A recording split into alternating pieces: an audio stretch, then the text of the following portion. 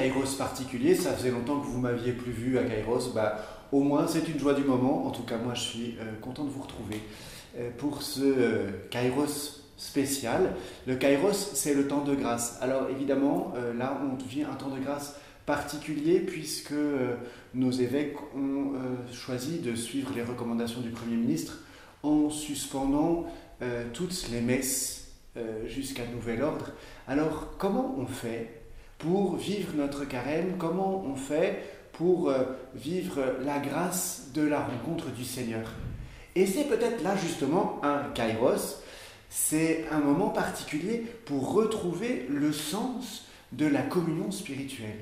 Parce que parfois, on pourrait peut-être oublier à aller communier sacramentellement régulièrement que l'enjeu de la communion sacramentelle, c'est la rencontre intérieure avec le Christ. C'est la communion spirituelle.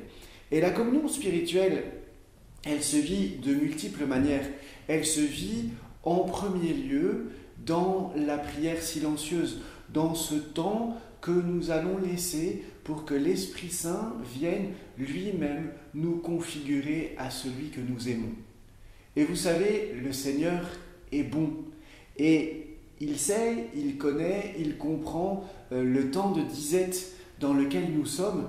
Et je suis absolument persuadé qu'il va compenser le manque de communion sacramentelle par une surabondance de grâce intérieure. Alors, surtout, n'hésitons pas à retrouver le sens de la communion spirituelle par l'oraison.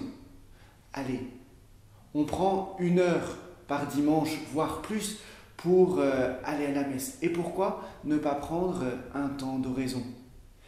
Si les célébrations sont suspendues, les églises restent ouvertes, donc n'hésitons pas à aller faire notre visite au Saint-Sacrement.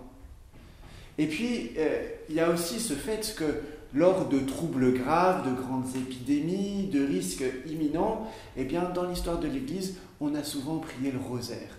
Et Notre-Dame du Rosaire a arrêté les périls.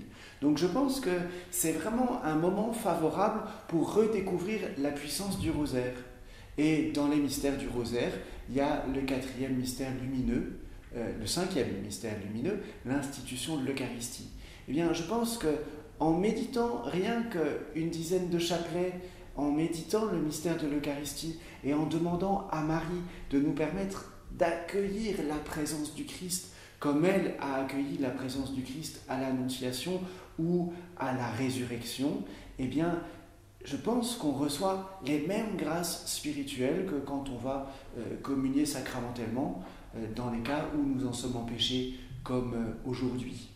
Et puis, c'est peut-être aussi l'occasion favorable de découvrir ou redécouvrir ce que peut représenter un partage de la parole de Dieu en famille. Rien ne nous empêche de lire, méditer, recevoir, partager entre nous la parole de Dieu. Et vous savez que le Concile Vatican II insiste sur la proximité des 2 tables, la table de la parole et la table de l'Eucharistie. Alors quand nous ne pouvons pas participer à la table de l'Eucharistie, eh bien, ouvrons plus largement la table de la parole, profitons plus largement, plus intensément en famille de cette table de la parole.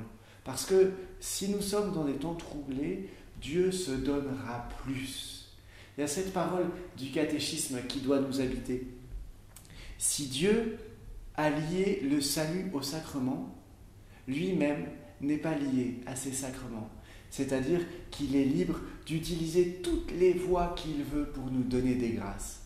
Alors, chers amis, frères et sœurs, oui, nous sommes dans un temps particulier, oui, nous sommes dans un temps de disette, mais nous sommes peut-être dans un temps de grâce, dans un kairos qui nous permette de redécouvrir tout plein de moyens d'être en communion avec le Seigneur.